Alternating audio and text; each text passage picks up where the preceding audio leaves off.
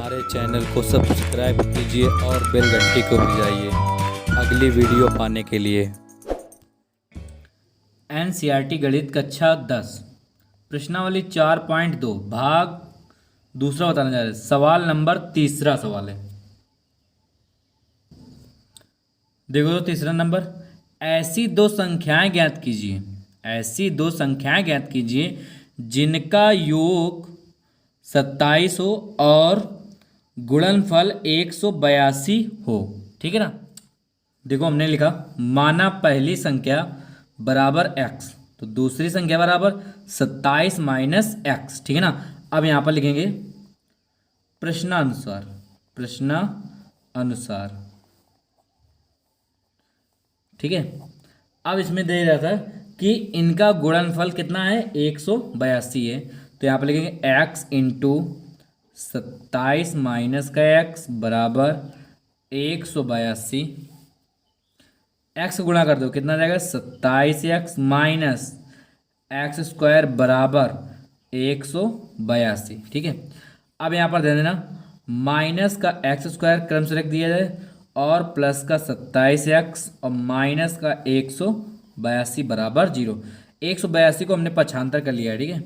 फिर इसके बाद में माइनस का कॉमन लेंगे तो कितना जाएगा, एक्स स्क्वायर माइनस का 27x और फिर कितना जाएगा, प्लस का 182 बराबर 0। हमने यहाँ से माइनस कॉमन लिया, कितना बचेगा, यहाँ पर इतना बचेगा। ठीक है। अब इसके बाद में देखो इसका गुणनखंड करना है। देखो यहाँ पर गुणनखंड करना है। देखो गुणा करने से कितना आना चाहिए हमें, 182। गुणा करने से 182 आना चाहिए। ठीक है। तो 14 इंटू 13 बराबर हो जाते हैं कितना, 182। और जोड़ने पर कितना है, 27। प्लस लगा आखिरी में तो जोड़ने पर 27। अगर यहाँ पर माइनस लगा होता तो घटाने पर 27 आते। ठीक है ना। तो यहाँ पर कितना है, 14 प्लस 13 बराबर 27। अब 27 के स्थान पर रख दिया जाए कितना, 14 प्लस 13। तो यहाँ पर रखो x square minus x, 14 plus 13 और प्लस का 182 बराबर 0। अब ध्यान देना एक्स स्क्वायर माइनस, अब इसमें गुणा कर देना है, कितना आ जाएगा, 14x माइनस का कितना जाएगा, 13x प्लस का 182 बराबर 0। ठीक।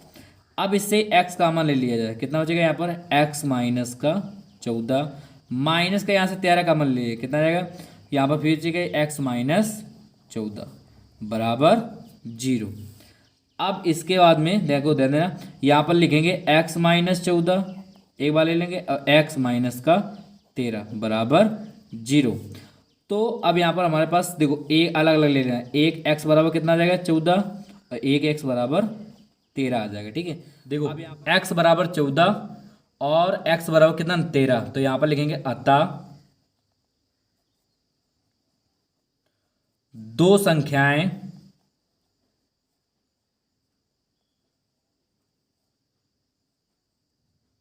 दो संख्याएं 13 और 14 है। यही हमारा आंसर है। सवाल नंबर 4 देखो, कह रहा दो क्रमागत धनात्मक पूर्णांक ज्ञात कीजिए। ठीक है। जिनके वर्गों का योग 365 हो। ठीक है ना। कह रहा दो क्रमागत धनात्मक पूर्णांक ज्ञात कीजिए। ठीक है। जिनके वर्गों का योग 365 हो। ठीक। सवाल नंबर 4 देखो हमने लिखा माना पहली क्रमागत धनात्मक पूर्णांक बराबर x तो दूसरी क्रमागत धनात्मक पूर्णांक बराबर x प्लस 1। ठीक है ना। अब कह रहा था कि इसके बाद देखो प्रश्नानुसार लिखेंगे। ठीक है। प्रश्नानुसार सवाल कह रहा था इन वर्गों का योग, ठीक है ना, इन वर्गों का योग कितना है, 365 है। ठीक है। याद रखना इन वर्गों, वर्ग, ठीक है ना, वर्गों का योग बराबर 365 है। कितना आ जाएगा, x square plus x plus 1 का होल स्क्वायर, कितना आ जाएगा, एक्स स्क्वायर प्लस 1 प्लस का 2x, ए प्लस बी का होल स्क्वायर सूत्र खोल दो, A square plus B square plus का 2ab बराबर 365। अब यहाँ पर देखो एक एक कितना जाएगा, 2x स्क्वायर, फिर प्लस का 2x, फिर प्लस का 1 माइनस का 300, कितना आ जाएगा 65 बराबर 0। 365 को हमने बाएं साइड में पक्षांतर कर दिया है, ठीक है। फिर 2x² प्लस का 2x और फिर माइनस का 364 बराबर 0। अब यहाँ से दो कामन ले लिया जाए। जब दो कामन ले लें कितना जगह यहाँ पर x² प्लस का x माइनस का 2 1 कम 2, 2 8 16, 2 दूनी 4 बराबर 0। अब यहाँ पर कितना जाएगा x² प्लस का x माइनस का 182 बराबर 0। दो का भाग दे देंगे 0 में, ठीक है।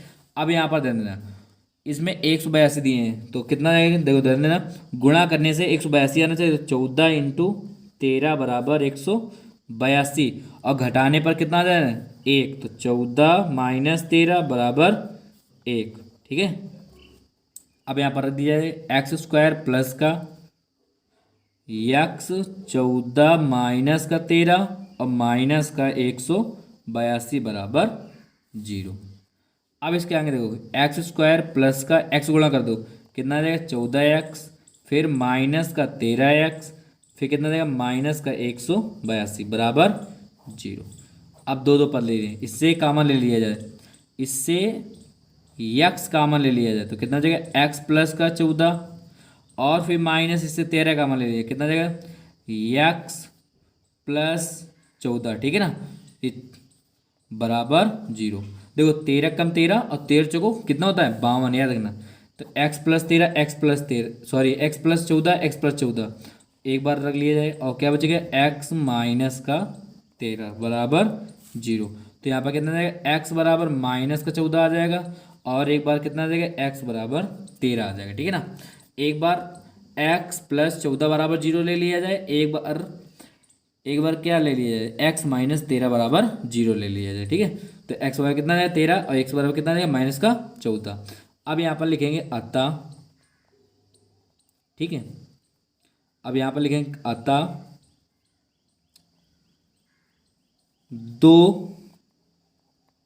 दो क्रमागत धनात्मक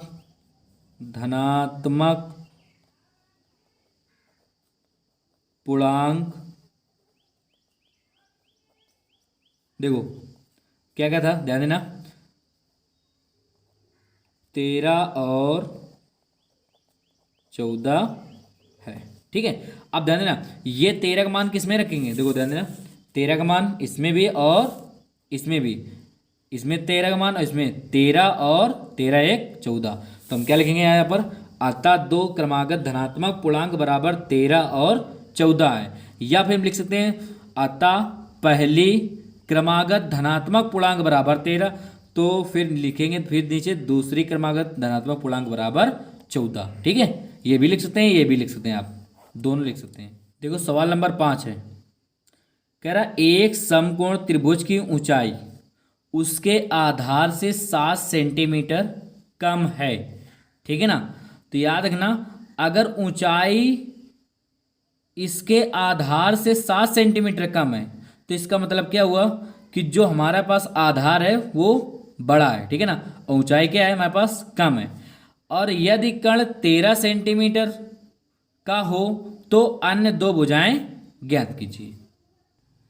देखो सवाल नंबर 5 यहाँ पर लिखा हमने माना समकोण त्रिभुज की ऊंचाई बराबर x सेंटीमीटर।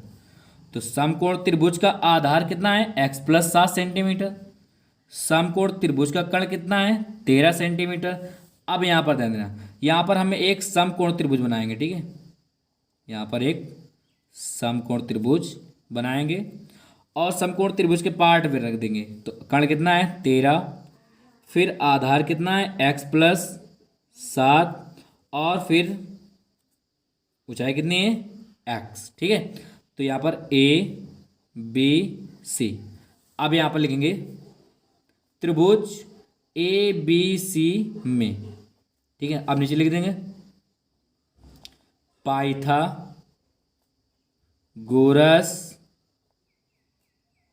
प्रमेय से, ठीक।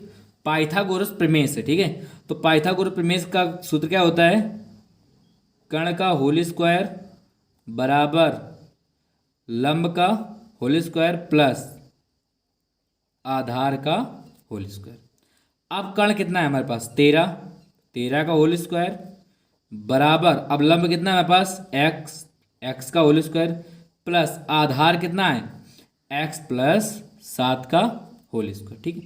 13 13 में 169, ठीक है, बराबर एक्स स्क्वायर प्लस, अब एक्स प्लस 7 का होल स्क्वायर मतलब ए प्लस बी का होल स्क्वायर, तो ए स्क्वायर प्लस बी स्क्वायर कितना आ जाएगा 49 प्लस 14 एक्स, ठीक है। अब यहाँ पर ध्यान देना हमारे पास कितना आ जाएगा, एक और एक कितना आ जाएगा यहाँ पर 2x स्क्वायर, यहाँ पर कितना है प्लस का 14x और प्लस का 49 माइनस 169 पर क्षमता क्या दिया जाए, ठीक है ना, कितना आ जाएगा बराबर 0। अब इसके बाद ध्यान देना यहाँ पर हो जाएगा 2x स्क्वायर फिर प्लस का 14x और माइनस का यहाँ पर 169 में 49 चले गए, कितना हो जाएगा 120 बराबर 0। अब इसके आगे देखो यहाँ से 2 कॉमन ले लेंगे, ठीक है ना। जब यहाँ से 2 कॉमन ले लेंगे कितना बचेगा यहाँ पर बचेगा एक्स स्क्वायर प्लस 2 सत्ते 14 7x माइनस 2 छक्का 12 और फिर बराबर 0, ठीक है। अब क्या बचेगा यहाँ पर एक्स स्क्वायर प्लस का 7x माइनस 60 बराबर 0।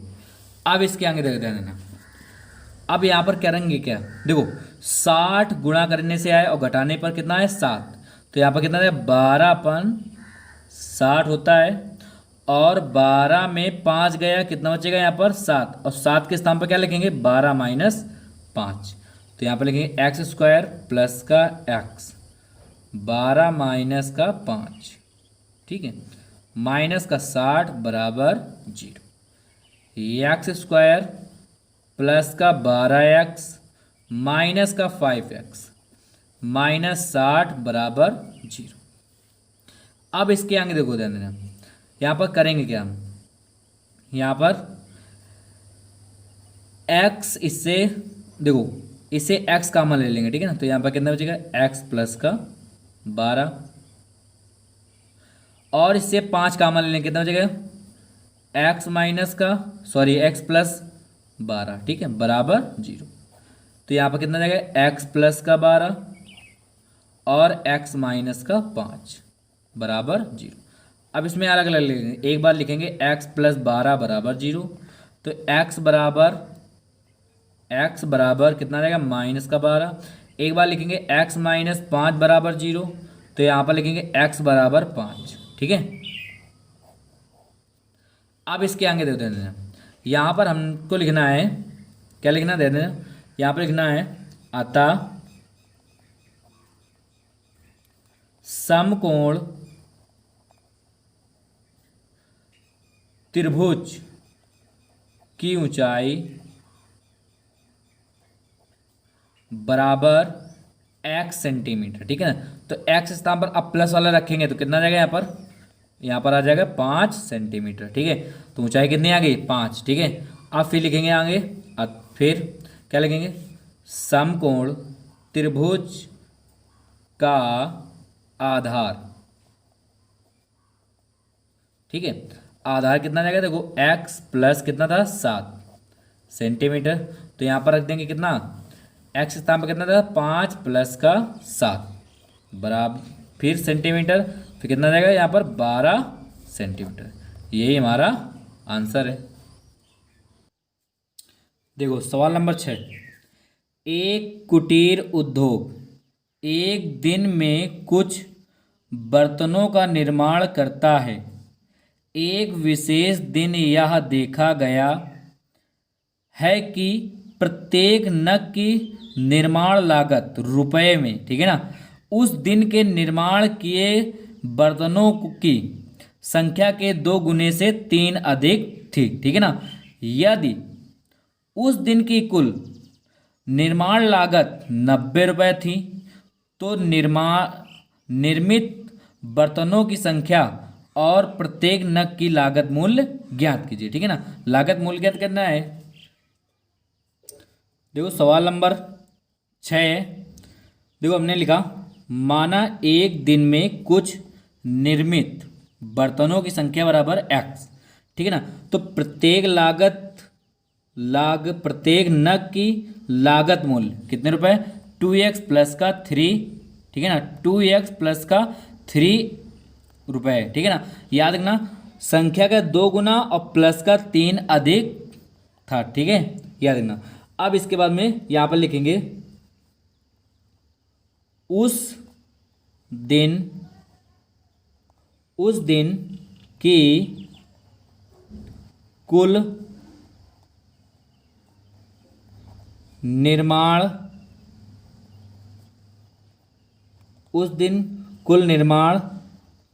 लागत बराबर कितने रुपए थे, 90 रुपये। ठीक है, तो यहाँ पर क्या लिखेंगे, x इंटू और कितना है 2x प्लस का 3 बराबर 90।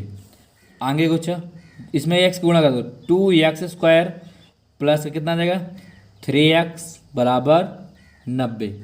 अब इसके आगे देखो 2x स्क्वायर प्लस का 3x 90 का 95 माइनस का 90 बराबर 0। अब यहाँ पर करना क्या, 18 कितना आ जाएगा यहाँ पर, न दून 18 कितना आ जाएगा 180 आ जाएगा। देखो 2 को गुणा करेंगे किसमें, 90 में, कितना आ जाएगा 180। अब यहाँ पर गुणा करने पर 180 आए। ठीक है ना, तो यहाँ पर क्या लिखेंगे 15 इंटू 12 बराबर 180 होते हैं। ठीक है ना, अब यहाँ पर घटाने पर कितना है 3, तो यहाँ पर लिखेंगे क्या 15 माइनस के 12 बराबर कितना आ जाएगा 3। ठीक है, तो 3 के स्थान पर क्या लिखेंगे 15 माइनस का 12, तो यहाँ पर लिखेंगे 2x स्क्वायर फिर प्लस का x 15 माइनस का 12 और माइनस का 90 बराबर 0। अब देखो यहाँ पर ध्यान देना, तो 2x स्क्वायर प्लस का, अब x गुणा कर देंगे कितना जाएगा यहाँ पर 15x और कितना जाएगा माइनस का 12x और फिर माइनस कितना जाएगा 90 बराबर 0। अब इसके आगे देखो यहाँ से कॉमन ले लेंगे। ठीक है, यहाँ से कॉमन कितना जाएगा 2, यहाँ पर आ जाएगा x सिर्फ कॉमन आ जाएगा। ठीक है, तो यहाँ पर x आ जाएगा तो कितना जाएगा 2x प्लस का 15। ठीक है, अब यहाँ से माइनस का, यहाँ से कितना आ जाएगा ध्यान देना, यहाँ से आ जाएगा 6 आ जाएगा। ठीक है, तो कितना आ जाएगा यहाँ पर 6 दूनी 12 और 6 कम 6 और 6 पंचे 30 बराबर 0। अब यहाँ पर देखो कितना हो जाएगा 2x प्लस का 15 और एक बार क्या लिख दिया x माइनस 6 बराबर 0। अब एक बार लेंगे 2x प्लस का 15 बराबर 0, तो कितना आ जाएगा 2x बराबर माइनस का 15, तो x बराबर कितना आ जाएगा यहाँ पर माइनस का 15/2। ठीक है, अब यहाँ पर x माइनस 6 बराबर 0, तो x बराबर 6। ठीक है, अब यहाँ पर क्या लिखेंगे ध्यान देना, यहाँ पर लिखेंगे अतः निर्मित बर्तनों की संख्या बराबर कितनी थी x थी ना, तो यहाँ पर रख देंगे 6। ठीक है, अब यहाँ पर लिखेंगे प्रत्येक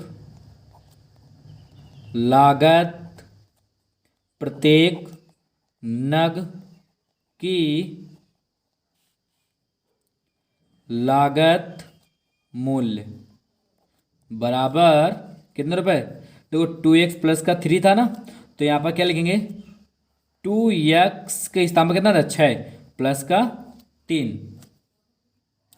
देखो यहाँ पर कितना जाएगा 6 दूनी 12 और प्लस का 3, तो 12 और 3 कितना जो है 15, ये 15 रुपये, यही हमारा आंसर है।